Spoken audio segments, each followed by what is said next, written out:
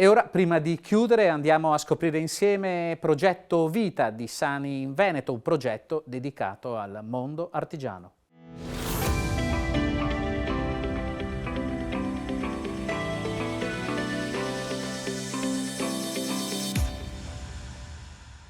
Eventi imprevisti e drammatici entrano a volte nelle nostre vite e nella nostra famiglia, senza lasciarci alternative.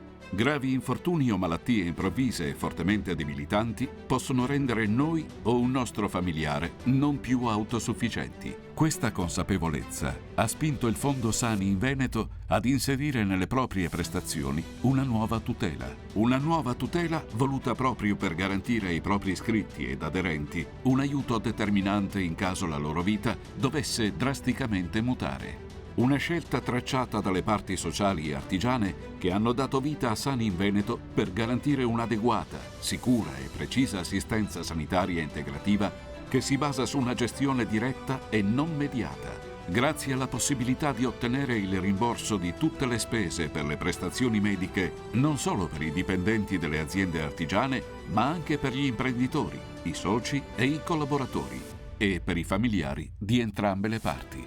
Sani in Veneto e le sue declinazioni Sani in Famiglia e Sani in Azienda nascono per rispondere ai principi solidali anche in situazioni di straordinarietà, come quella in questo caso, che vede la possibilità di una non autosufficienza.